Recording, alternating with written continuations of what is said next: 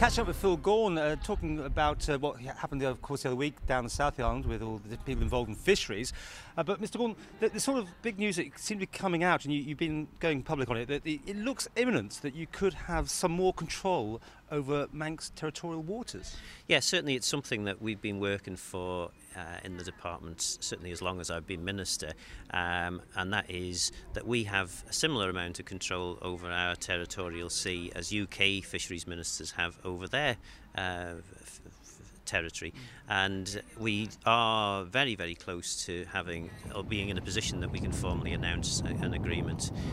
Exactly what's going to be in the agreement, obviously, I'm going to have to leave until we can formally announce it. But we've spent a lot of time coming to a position where I think we're going to be in a far more comfortable position in the Isle of Man. We will actually be able to control to a far greater extent what happens in our territorial sea. I think a lot of people will be surprised that we don't have control already, really. Well, I think there's a bit of confusion here.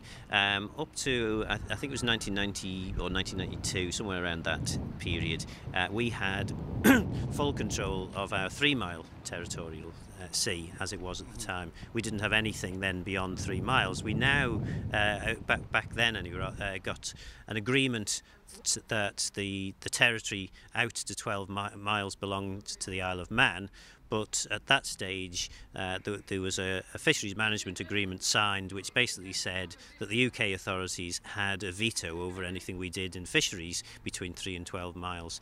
As a result of lengthy negotiations, primarily spurred on by the fact that UK fisheries no longer acts as a single body, there are 4 separate administrations, all with different ideas about how to prosecute their fisheries.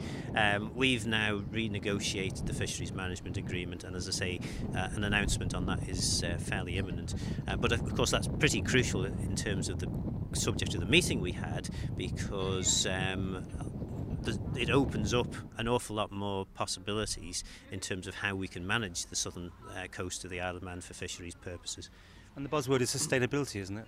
Well, absolutely, and I think there's certainly a degree of frustration, I think we'd probably be putting it mildly, amongst our fishermen, that they have done the right thing. They've worked with the department over many years now to try and develop far more sustainable fisheries policies, and as a result of that fantastic work, we get regular visits from our neighbours because of we have a good sustainable fishery here.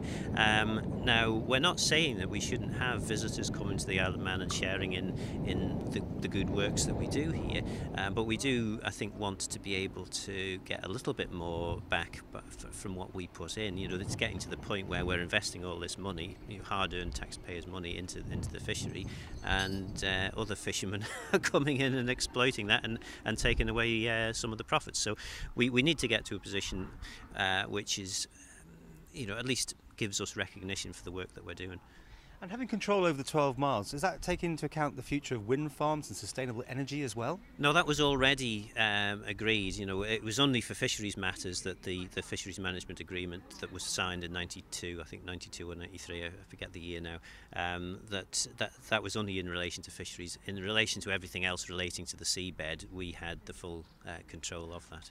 So this is really just the final part of the jigsaw then? Yes, it is, and it's, nobody looking at this can say that the situation that has been up until this new fisheries management agreement was anything other than grossly unfair in the Isle of Man. Your natural justice, anything would tell you this was wrong, that somebody else could veto what I wanted to do in my territorial sea, and I think it's good that we are getting to the point where we'll be able to formally announce what's in that agreement, which it's not going to give us absolutely everything we want. It's not going to mean that we can cut ourselves off from the rest of the world, which I don't think would be a good thing anyway for Manx fisheries, but it does mean that we can have more control over what we do, and the sustainable policies that we've already introduced can be expanded upon and will benefit the Isle of Man as well as all the other fishermen.